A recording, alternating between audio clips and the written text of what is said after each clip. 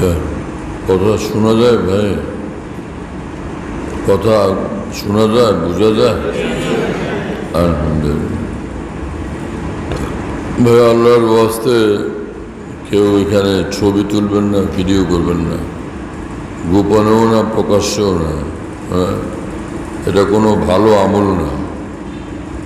এটা হাসুরের মাঠে নিয়ে যাওয়ার মতো কোনো আমল কোশ্চিন কালেও না। এই কাজটা যেন না করি। আর মধ্যখানে হঠাৎ করে লাইটের ফ্ল্যাশ এরকম হয়, অনেক কষ্ট হয়। তখন বয়ান টয়ান করতে মন মানসিকতা একদমই থাকে না। এই জন্য এই কাজের দ্বারা কেউ আমাকে কষ্ট দিবেন না, পেরেশান করবেন না। হ্যাঁ, ইনশাআল্লাহ তাআলা। কেউ গোপনে এই ছবি তুলে ইউটিউবে ছেড়ে দেন, এটা কোন সওয়াবের কাজ করেন? বারবার অনুরোধ করা, নিষেধ করা, তারপরও এসব করতে থাকা, কি বলা লোকদেরকে? আল্লাহ তাআলা আমাদেরকে সহি বুঝ দেন, হেদায়েতের নূর দান করেন। কয়টা বাজে? পৌনে 8। ইয়া রব্বি মাফ করেন।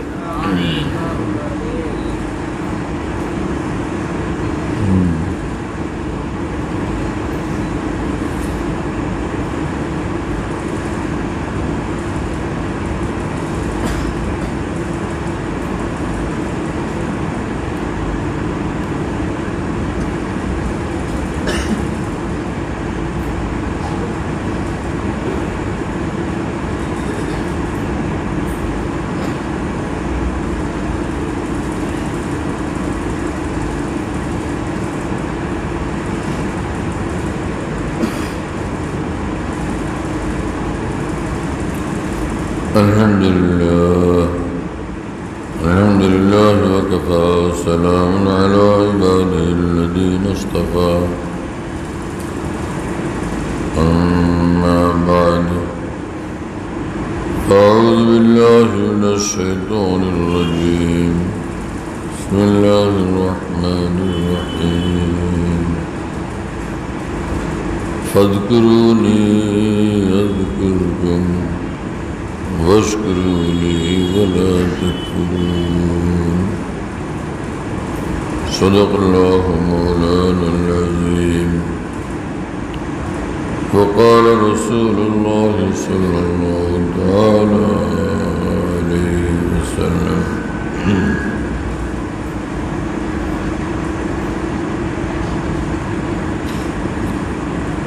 لو كانت الدنيا تعدل عند الله جناح بعوضة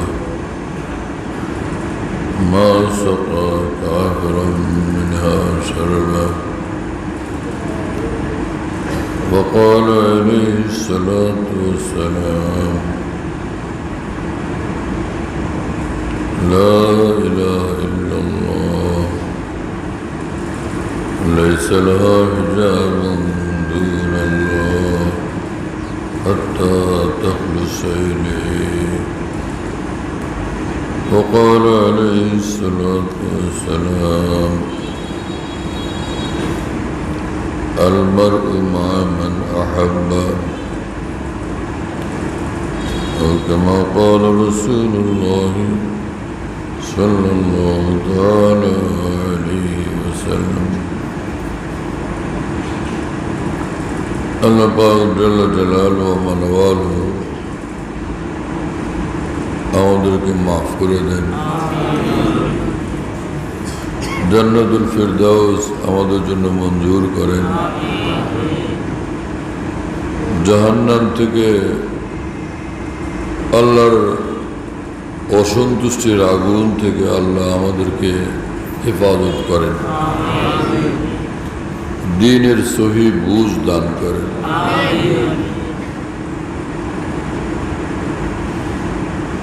আমার ভাই, মানুষ যখন ঈমান আনে, ইসলাম কবুল করে,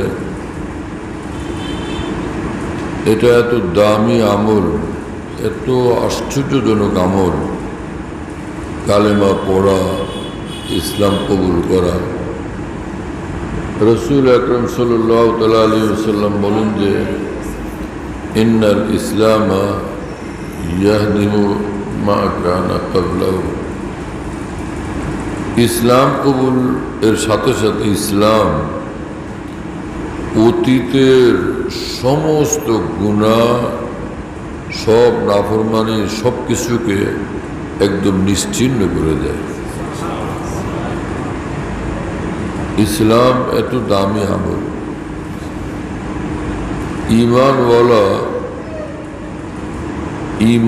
ইমানওয়ালাকে অনেক বড় বানায়। প্রেসিডেন্সিয়াল শাসনের দেশে প্রেসিডেন্ট ভোটে নির্বাচিত হয়। প্রেসিডেন্টকে ভোট দিচ্ছেন না? অনেক সময় ভোট দেন না আপনারা? কোনো সময় ভোট দিয়া প্রেসিডেন্ট নির্বাচন করে না? হ্যাঁ। সারা পৃথিবীর মানুষ যদি, সারা পৃথিবীর সব মানুষ যদি প্রেসিডেন্ট হওয়ার জন্য একজনকে ভোট দেয়, আল্লাহর কসম ঈমানওয়ালার মর্তবা তার চেয়ে অনেক বেশি।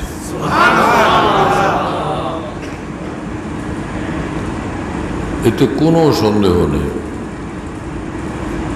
হ্যাঁ, মোমেনের সামনে প্রেসিডেন্ট কি? হ্যাঁ, মোমেন সবচেয়ে বড় প্রেসিডেন্ট। ঈমান তাকে এত ঊর্ধ্বে উঠায়। আল্লাহ তাআলা আমাদেরকে ঈমান ও ইসলামের কদর করার তৌফিক দান করেন। হযরত হাকিমুল উম্মত মুজাদ্দিদুল মিল্লাত মাওলানা আশরাফ আলী থানভী রাহিমাহুল্লাহর নিকট এক মুরিদ বললেন, হযরত জি, নামাজ পড়ি, নামাজে মন লাগে না, জিকির করে জিকিরে মন লাগে না, মজা পাই না, জিকিরের মজা পাই না, নামাজের মজা পাই না, মন লাগে না, দিল লাগে না, তবুও কোনো রকমই আয়সা একটা জিম্মাদারি, কোনো রকম নামাজটা পড়ে যায়। হযরত হাকিমুল উম্মত মাওলানা আশরাফ আলী থানভী রাহিমাহুল্লাহর মতো বিশ্ববিখ্যাত আলেমে দ্বীন, এই মুজাদ্দিদ, তিনি বললেন, আমার ভাই, যে নামাজে মন লাগে না, মজা লাগে না, নিঃসন্দেহে নামাজই তোমাকে জান্নাত পর্যন্ত পৌঁছে দেবে। শুনতেছেন আমার ভাইয়েরা? নামাজ এত দামি আমল। আল্লাহ আমাদেরকে নামাজ পড়ার তৌফিক দেন। নামাজের আজমত, মহব্বত আমাদের অন্তরে দান করেন। পৃথিবীতে অনেক জিনিস মজা, কাঁঠাল মজা, আম মজা, আনার মজা, আঙ্গুর মজা, মধু মজা। আমার প্রিয় বন্ধুরা, আল্লাহর কসম, 7 আসমান জমিন ভরা মধুর দরিয়ার চেয়ে নামাজের এক একটা সেজদা বেশি মজা। নামাজের এক এক সেজদা বেশি মজা। এই দুনিয়াতে মজার জিনিস হাজার এবং বেশুমার। সবচেয়ে মজার জিনিস হলো নামাজ। সবচেয়ে মজাদার জিনিস কি ভাই? নামাজ।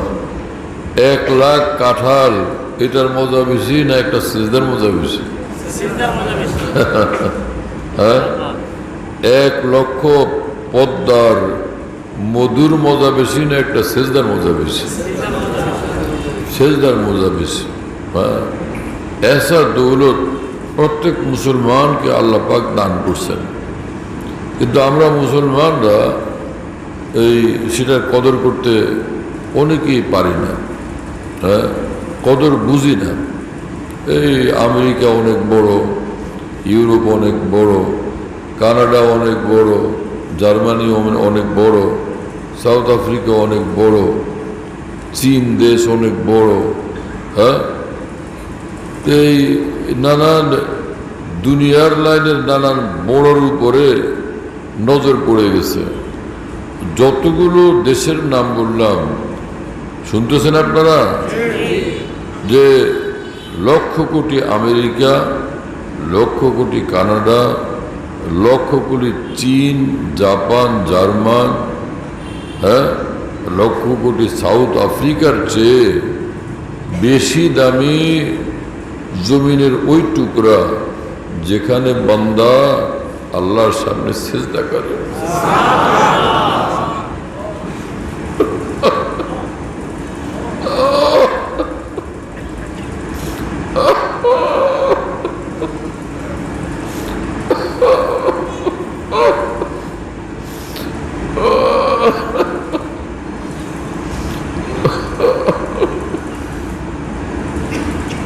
আল্লাহ তাআলা আমাদেরকে নামাজের কদর করার তৌফিক দান করেন। নামাজের নূর ও লজ্জত আল্লাহ আমাদের সকলকে নসিব করেন। আমার ভাইরা, নামাজ এত বড় আজীব জিনিস যে قال رسول الله صلى الله عليه وسلم جعلت قرة عيني في الصلاة। আল্লাহ রসুল সাল্লাল্লাহু আলাইহি ওয়াসাল্লাম বলেন যে নামাজ পড়লে আমার দুই চোখ জুড়ে যায়। এটা তো একটা ভাষা, একটা পরিভাষা। এটা উদ্দেশ্য হলো আমাদের দেশে যে বল না, ভাই আমার কলজাটা ঠান্ডা হয়ে গেছে, কলজা জুড়ে গেছে। নামাজ পড়লে হৃদয়ে শান্তি, আরাম, ইতমিনান। নামাজ শান্তি আনে। নামাজ বান্দার রূহকে মধুর চেয়ে মধুময় বানায় দেয়। নামাজ এসা দামি জিনিস। ভারতে এক বুজুর্গ ছিলেন মাওলানা ফজলুর রহমান গঞ্জমুরাদাবাদী রহমতুল্লাহ আলাইহি। তিনি একবার হাকিমুল উম্মত মাওলানা আশরাফ আলী থানভী রহমতুল্লাহ আলাইহিকে বললেন, মাওলানা, কথাটা তো বলার মতো না, তুমি আমার অনেক বেশি একান্ত মানুষ, এজন্য আমার ভিতরের গোপন কথাটা তোমারে বলি। सुनो मौलाना, जब मैं सिजदा करता हूँ तो मुझे ऐसा मालूम होता है कि मेरा अल्लाह मेरा प्यार ले रहा है। मौलाना, যখন আমি সিজদায় যাই আমি অনুভব করি সিজদার মধ্যে আমার আল্লাহ আমাকে আদর করতে থাকে। সিজদার মধ্যে রব্বুল আলামিন বান্দাকে আদর করতে থাকেন এবং এটা হাদিস দ্বারা প্রমাণিত। কারণ রাসূলুল্লাহ সাল্লাল্লাহু আলাইহি ওয়াসাল্লাম বলছেন, ইন্নাল আবদা ইয়াসজুদু আলা কদমাইর রহমান। সীমাহীন দয়া মায়াওয়ালা, সীমাহীন দয়াময় মায়াময় মাওলার কদমে সিজদা করে বান্দা। আল্লাহ পাকের অনেক নাম, 99 নাম তো প্রসিদ্ধ নাম না। অনেকে মনে করে নাম 99টা, এটা ভুল ধারণা। আল্লাহ পাকের হাজার হাজার নাম আছে, সুন্দর সুন্দর নাম, লাহুল আসমাউল হুসনা। আল্লাহ পাক বলছেন যে আল্লাহ তাআলা অনেক সুন্দর সুন্দর নাম আছে। হ্যাঁ, মুফাসসিরিন আল্লাহ পাকের অনেক নাম উল্লেখও করছেন। হ্যাঁ, হাজার হাজার নাম মহান রব্বুল আলামিনের, তার মধ্যে 99 নাম প্রসিদ্ধ। কথা বুঝতেছেন ভাইরা? হ্যাঁ, আল্লাহ পাকের এতগুলো নামের মধ্যে যে নামটাকে সিজদার জন্য আল্লাহ রাসূল সাল্লাল্লাহু আলাইহি ওয়াসাল্লাম উল্লেখ করছেন যে তোমরা যখন সিজদা করো রহমানের কদমে সিজদা করো। রহমান মানে সীমাহীন আদরওয়ালা, সীমাহীন দয়াওয়ালার কদমে সিজদা করো। তার মানে ওই মুহূর্তে বান্দাকে আল্লাহ পাক সীমাহীন আদর মায়া দিতে থাকেন। হ্যাঁ, বোটায়, দুধের বোটায় যখন শিশু মুখ দেয় চুক চুক করে দুধ খেতে থাকে, বান্দা যখন সিজদা যায় সেজদার মধ্যে আল্লাহ পাকের নূরই নূর, আল্লাহ পাকের প্যারি প্যার, আল্লাহ পাকের বেসুমার আদরই আদর পাইতে থাকে। ऐसा জিনিস। হ্যাঁ, হযরত হাফেজ হুজুর রহমতুল্লাহ আলাইহি নামাজ পড়তেন, আজীব এই সকল মানুষ ছিলেন। আহা, ওনাদের জন্য কোনো ইলেকশনের দরকার হয় না। হাফেজ হুজুর রহমতুল্লাহ আলাইহি সিজদা নামাজে যাইতেন, দাঁড়াইছেন তো দাঁড়াই আছেন। হাফেজে কোরআন ছিলেন, তেলাওয়াত করতেন আর কোরআনের মজার মধ্যে ডুবে যেতেন। রুকু করতেন, রুকুর মজার মধ্যে ডুবে যেতেন। সেজদা করতেন তো আল্লাহ আল্লাহ লম্বা লম্বা সেজদা করতেন, সেজদার নূরের ভিতরে হারায় যেতেন। হযরতে ইমাম আজম আবু হানিফা রহমতুল্লাহ আলাইহি সম্পর্কে সিয়ারু আলামিন নুবালা কিতাবের মধ্যে ইমাম শামসুদ্দিন আজ-জাহাবি রহমতুল্লাহ লিখছেন, হযরত ইমাম আবু হানিফা রহমতুল্লাহ আলাইহি প্রতিদিন ভোর রাত্রে যখন তাহাজ্জুদের নামাজ পড়তেন, 2 রাকাতের মধ্যে 30 পারা কোরআন তেলাওয়াত করতেন। এটা কারামত, এটা কারামত, আল্লাহ পাকের এই অলৌকিক দান। এটা যে 2 রাকাতে 30 পারা কোরআন কেমনে পড়ে, শুনতেছেন ভাইরা? ভারতে এক বুজুর্গ ছিলেন হযরত মৌলানা শাহ ইসমাইল শহীদ রহমতুল্লাহ আলাইহি। আল্লাহ পাক তাকে এমন কারামত দান করছিলেন যে আসরের নামাজের পরে কোরআন শরীফ শুরু করলে আলহামদুলিল্লাহ রাব্বিল আলামিন, আলিফ লাম মিম যালিকাল কিতাব, সূর্য ডুবার আগে 30 পারা খতম করে ফেলতেন। তো যারা বেদাতি লোক, বিরুদ্ধবাদী, তারা খুব বদনামি করত যে এই সকল ওলামারা কিরকম মিছা কথা বলে। এটা কি সম্ভব যে আসরের পরে কোরআন শরীফ তেলাওয়াত আরম্ভ করলো, মাগরিবের আগে এক খতম হয়ে যাবে? তা কোনো তাড়াহুড়া নাই, তাড়াহুড়া নাই, স্বাভাবিকভাবে তেলাওয়াত করে চলে যেতেছেন। আর সেটা মাগরিবের আগে শেষ হয়ে যাবে, সূর্য ডুবার আগে খতম হয়ে যাবে, এটা কেমনে সম্ভব? উলামায়ে কেরাম হযরত শাহ ইসমাইল শহীদ রহমতুল্লাহ আলাইহিকে বললেন, হযরত আপনি দয়া করে একদিন ময়দানের মধ্যে আমলটা করেন। হ্যাঁ, ময়দানের মধ্যে করেন। তো যারা এই বাতিলপন্থী, যারা ভুলে আক্রান্ত, বিভ্রান্ত, ওরা যেন এই জিনিসটা দেখা বুঝতে পারে যে এই খাঁটি আউলিয়া বুজুর্গানকে আল্লাহ তাআলা কি কি নিয়ামত দেন। তিনি বললেন যে আমল করেন, আমল করতে হয় আল্লাহকে দেখানোর জন্য। লোক দেখানোর জন্য আমল করলে সেটা রিয়াকারী। রিয়াকারীর কারণে আমল তো ধ্বংস হবেই, উল্টা আরও শাস্তি হবে। তা আমি মাঠে ময়দানে এটা লোক দেখানোর জন্য করব? সকল উলামা বুজুর্গান দিন বুঝাইলেন, হযরতজি লোক দেখানোর জন্য না, আল্লাহকে দেখানোর জন্যই করবেন। কিন্তু সঙ্গে সঙ্গে আহলে হকের হক্কানিয়তের একটা শক্তি প্রকাশ পাবে। হয়তো অনেক বান্দারা এই উসিলায় হেদায়েতের রাস্তায় আসতে পারে। তিনি রাজি হলেন। ময়দানের মধ্যে বিশাল মজমা, মানুষ আর মানুষ। হ্যাঁ, হযরত আসরের নামাজের পরে কোরআন শরীফ তেলাওয়াত শুরু করলেন। আলহামদুলিল্লাহ আলিফ লাম মিম থেকে শুরু করলেন। সূর্য ডুবার আগ মুহূর্ত বললেন মিনাল জিন্নাতি ওয়ান নাস। 30 পারা কোরআন সকলের সামনে খতম করছে। আল্লাহ পাক তাদেরকে এমনভাবে কবুল করছেন, এমনভাবে তৌফিক দিচ্ছেন। সুবহানাল্লাহ তাআলা বিহামদিহি। কি সেই সকল মানুষরা ছিলেন আমার ভাইরা! মাওলানা ফজলুর রহমান গাজীপুরাদাবাদী রহমতুল্লাহ আলাইহি, ভারতের এই মস্ত বড় আলেমে দ্বীন বুজুর্গ, তিনি বলতেন, ভাই কোরআনে পাক এর যে মজা তোমাদেরকে কেমনে বুঝায়। হ্যাঁ, কোরআনের মজা। যে জান্নাতের ভিতরে যখন ইনশাআল্লাহ যাব, হুরেরা আসবে সাক্ষাৎ করার জন্য।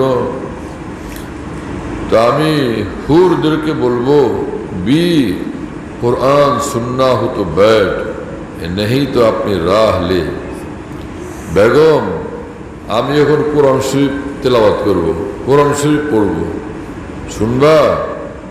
তাহলে বসো। আর যদি অন্য মতলব থাকে রাস্তা মাপো, রাস্তা আমি এখন কোরআন শরীফ তেলাওয়াত করব। আল্লাহ আল্লাহ আল্লাহ আল্লাহ। কোরআনে পাকের মধ্যে এত সাত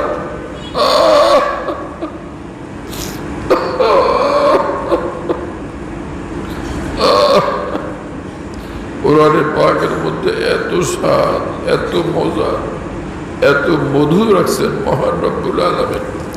আল্লাহ তাআলা কোরআনের মজা আমাদেরকে নসিব করে দেন। আমার শেখ কুতবে আলম আরিফ বিল্লাহ মৌলানা শাহ মোহাম্মদ আখতার সাহেব रहमतुल्लाह अलैह बोलें जे लज्जते दो जहां मिली उनके कलाम से मुझे, आ उसके करीब बैठकर राहते दो जहां मिली। যে আল্লাহর কোরআন নিয়া, আল্লাহর কালাম কোরআন শরীফ নিয়া যখন আমি বসি, তা আল্লাহর কসম দু জাহানের স্বাদ মজা আমি একসঙ্গে পেয়ে যাই। लज्जते दो जहां मिली उनके कलाम से मुझे, उसके करीब बैठकर राहते दो जहां मिली। আমি কোরআনের পাশেও যখন বসি দু জাহানের সব শান্তি একসঙ্গে পেয়ে যাই। কোরআন এত বড় দৌলত ভাইরা, শুনতেছেন আমার ভাইরা? হ্যাঁ, কোরআন কি জিনিস? আমাদের সন্তানদেরকে আমরা দুনিয়ার নানান বিষয়ে শিক্ষা দিই।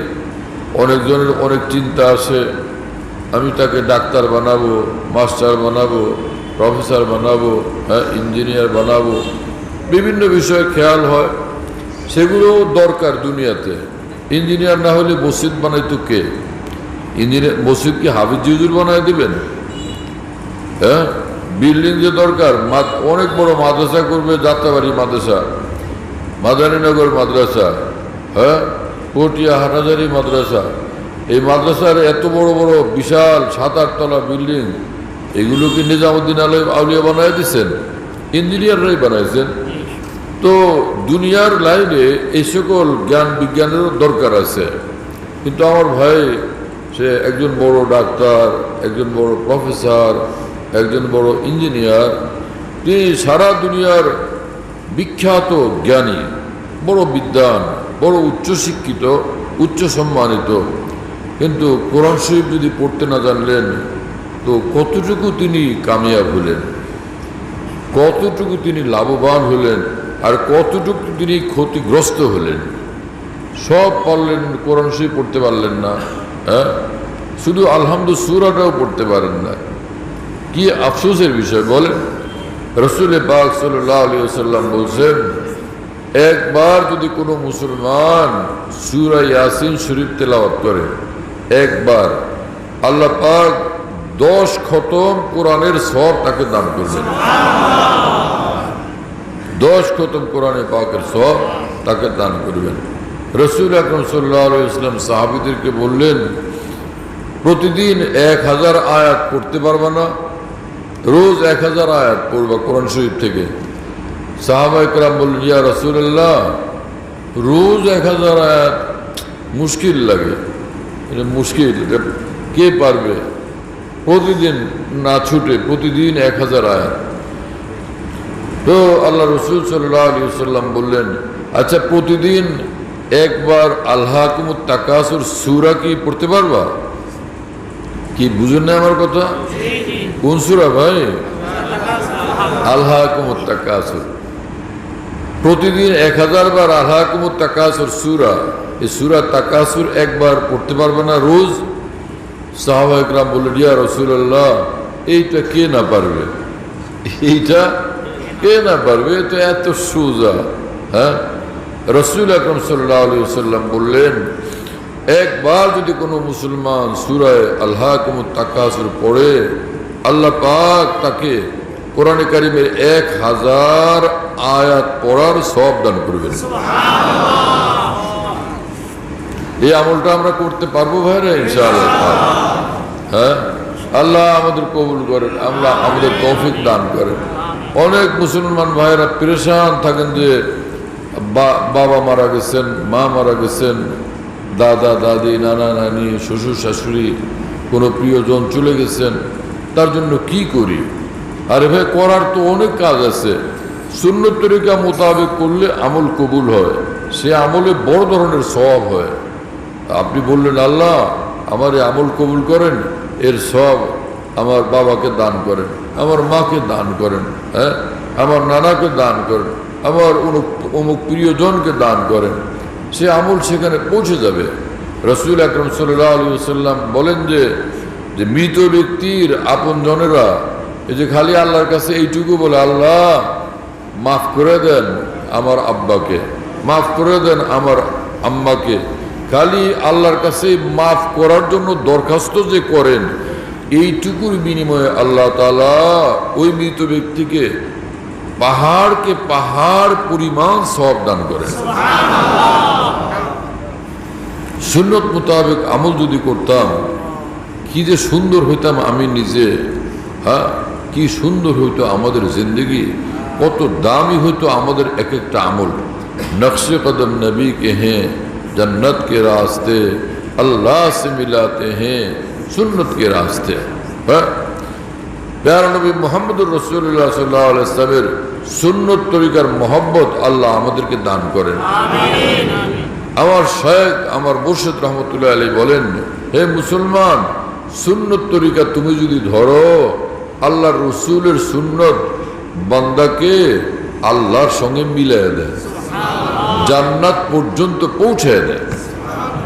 সুন্নত তরিকা এমন দামি জিনিস, সুন্নত কা রাস্তা আকমল হ্যায়, আজমল হ্যায়, আসহল হ্যায়। ভারতের মহান বুজুর্গ, বহুত বড় বুজুর্গ মুহিউসুন্নাহ মৌলানা শাহ আবরার হক সাহেব রহমতুল্লাহ আলাইহি বলেন, সুন্নত তরিকা যারা ধরে, সুন্নত মানুষকে সবচেয়ে বড় বানায়, সবচেয়ে সুন্দর বানায়, সবচেয়ে শান্তিময় জীবনের অধিকারী বানায়। সুন্নত কা রাস্তা আকমল হ্যায়, আজমল হ্যায়, আসহল হ্যায়। এক লোক 100 বছর পর্যন্ত অক্সফোর্ডের প্রফেসর, এক লোক 100 বছর পর্যন্ত অক্সফোর্ডের কি প্রফেসর, 100 বছর অক্সফোর্ডের প্রফেসর। আর আপনার বাচ্চা আজকে এই প্রথম কোরআন শরীফের সবক নিছে, শুনতেছেন আমার ভাইয়েরা? আলিফ লাম মিম যালিকাল কিতাবু লা রাইবা ফীহি হুদাল লিল মুত্তাকিন। হ্যাঁ, শুনতেছেন আমার ভাইয়েরা? তো এই যে কোরআন যে হাতে নিল, তার দাম বেশি না অক্সফোর্ডের 100 বছরের এই প্রিন্সিপালের বা এই অধ্যাপকের দাম বেশি?